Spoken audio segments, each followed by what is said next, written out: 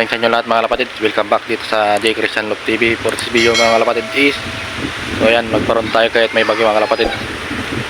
So ngayon yung mga ibon natin, no? Pumuronda sila. So kung gusto nyo ako samahan mga kalapatid, so tara mga kalapatid, samahan nyo ako. Let's go.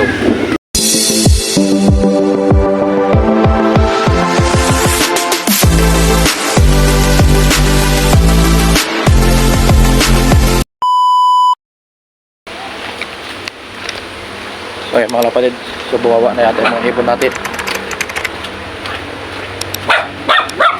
Bumawa na sila mga kalapatid. Ayun, meron na naman tayong dagit, oh. Visitor na naman, kulay puti. Nandun sa loob natin, oh. Ayun, oh.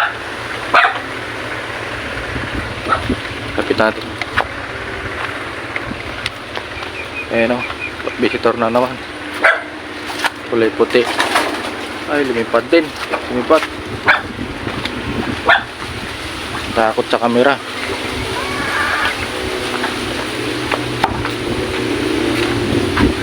Sila, oh, rumanda ulit. So, yung pinakawalan pala natin kahapon mga kapatids, eh, nandito pala sa bubong. Hindi ko napansin. Napansin ko lang nung kagabi nung nilawan ko yung mga ibon ko. Ayun siya, oh.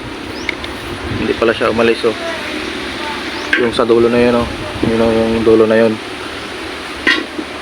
So tingnan natin, ah. Pakita ko sa inyo.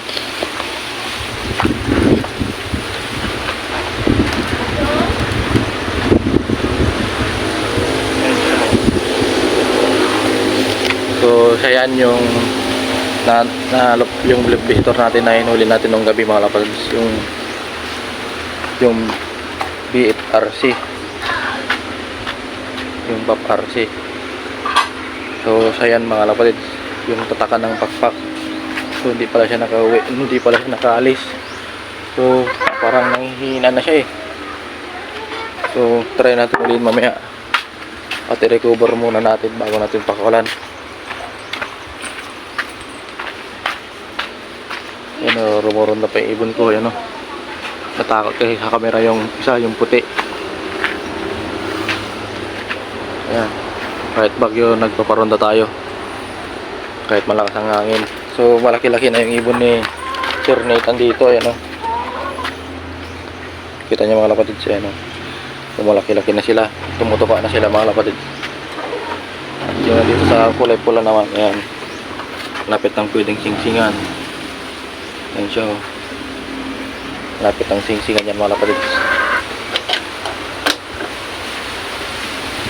So yun, ulihin natin mamaya yung ano, wala na yung puti, nawala na siya. So ulihin natin yan mamaya yung andyan sa bubong mga kapatid, dahil i-recover muna natin bago natin pakawalan sana, para pag maano na siya, malakas-lakas na siya. Yun. So pati nga pala yung ibon pala natin, pinisitisan natin yung kapalit ng manok natin, eh sumipat kahapon, hindi ko na napansin, kaya wala na siya dito sa loob, oh. Ang mandito na lang yung mga naglilimlim. Yan, wala na siya.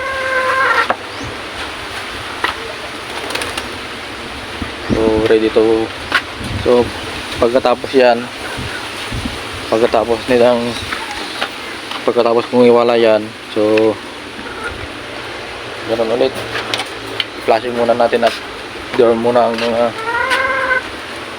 mga breeder, para yung ilalabas nilang egg sa kanila fresh na fresh mga kapatid, para walang sakit yung ibon, walang makuhang sakit sa dugo. So yun mga kapatid, so dito na natin tatapusin yung video natin. So like and share, subscribe. Ingat mga kapatid.